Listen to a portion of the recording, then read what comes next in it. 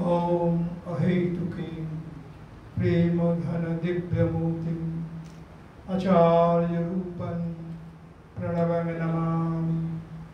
आचार्य रूपं प्रणवं भजामि।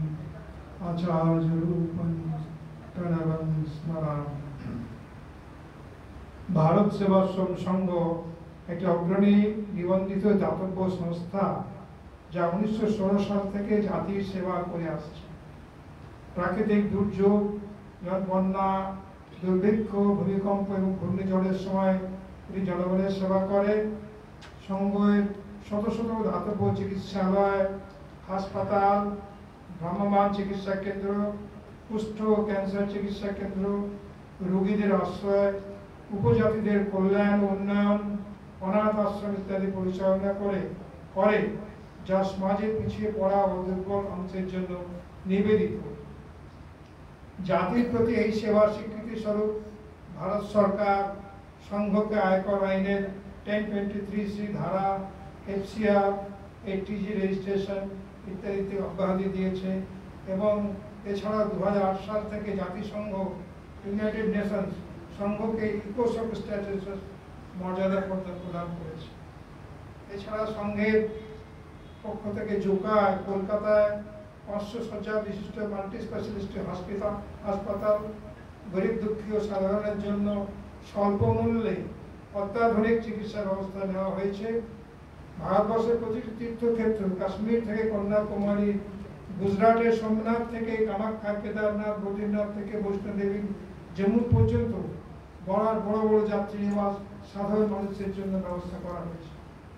পশ্চিমবঙ্গ, ঝাড়খণ্ড, আসাম, নাগাল্যান্ড, বিশেষ করে মহিলাদের জন্য স্নাতকোত্তর কলেজ, অরুণাচল প্রভৃতি রাজ্যে অনুন্নত শ্রেণীর প্রায় 5000 ছাত্রছাত্রীদের আবাসিক শিক্ষা দেওয়া হচ্ছে।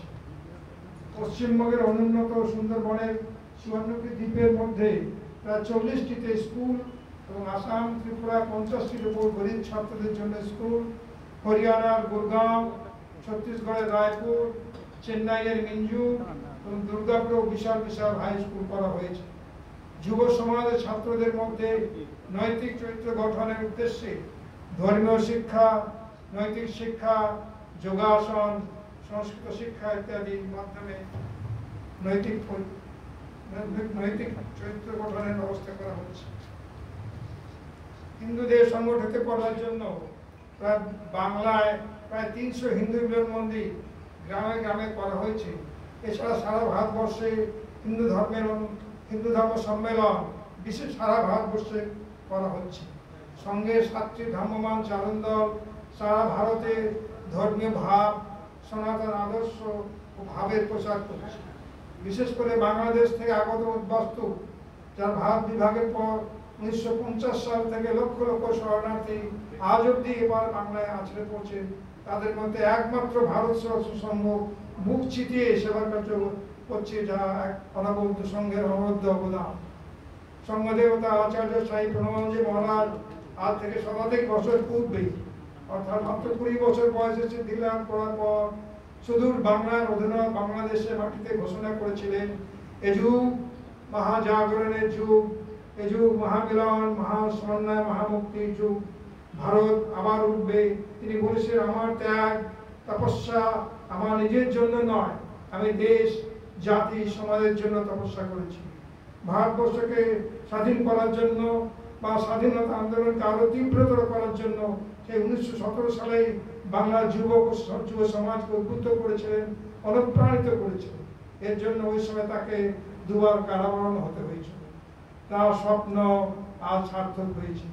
ভারতবর্ষে জাগরণ এসেছে। আপনারা দেখছেন ধর্মীয় প্লাবন এসে গেছে। 1000 বছরের পরাধীনতার গ্লানি মুছে আবার সোনার ভারতের স্বপ্ন আমরা দেখতে পাচ্ছি। বন্দে মাতরম, জয় ভারতবর্ষে, হিন্দু ধর্মের দিগ্বিজয় আসন।